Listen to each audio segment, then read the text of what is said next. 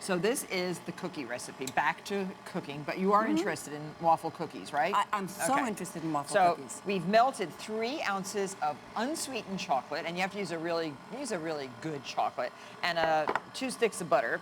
And we have beaten up right here 4 large eggs, 1 teaspoon of vanilla, and 1.5 cups of sugar. So that is the start of our, oh, I can just do it right in here. I don't have to. We'll just put the chocolate in. And can't have that straight. So delicious. Yep. So, and these mixers, if you don't have a mixer like this, you know, if you're going to be baking, do you have a mixer like this at home? No, but there's one under your chair. Just kidding. Just kidding. I wish. But these are great, great mixers, and they really make the art of baking a lot easier. And now to this, add 1/2 cup of best cocoa. And when I say best, I really mean good imported cocoa. 1/2 teaspoon of salt, not a cup of salt, and 1.5 cups of flour. Now, you're very careful now about tasting before you put ingredients in when you're baking now. I'm very careful now. Yes, ma'am. So this just gets mixed up, and you put in a little bit of ground cinnamon.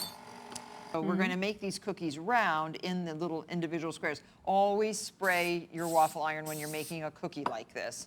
And it's an important step. Don't forget to do it. Oops, let me get this off. Can I help? No, I got that. Here, and you can take a spoon. And again, to make the batter slide off your spoon, I'm just moving this a little bit.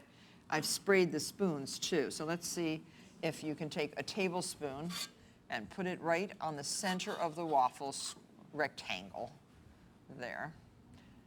And the reason that we like to measure out is that you get even-sized cookies.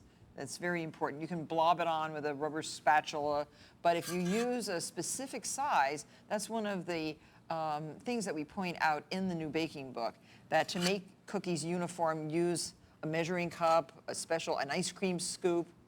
Do you want them uniform? Doesn't that look kind of well, pretty uniform. Well, they're going to cook at the same time. See, if one's much bigger, it won't cook, and then you'll be stuck.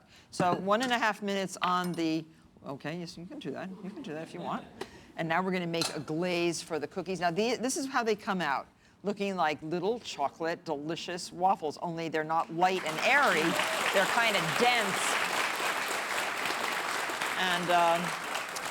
And the chocolate sauce is a 1/2 stick of butter, 2 tablespoons of cocoa powder, again, 1.5 tablespoons of milk, and 1/4 cup of confectioner's sugar. This makes a beautiful glaze. How could you go wrong with those ingredients? You can't. Cookies are always made out of delicious ingredients, every single thing.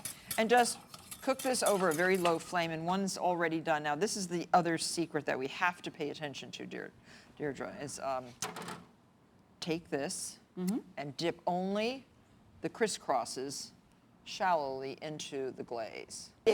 See how pretty? Let them sit on the rack for 10 minutes. Is there something special about the scone?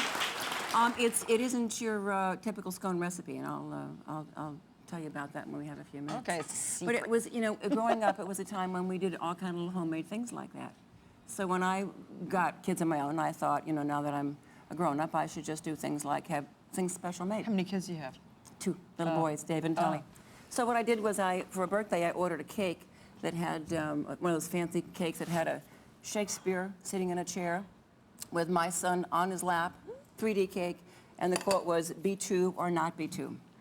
For his 2nd birthday. That is so nice. Well, thanks very much, Deirdre. And this is the chocolate waffle cookie from our special issue.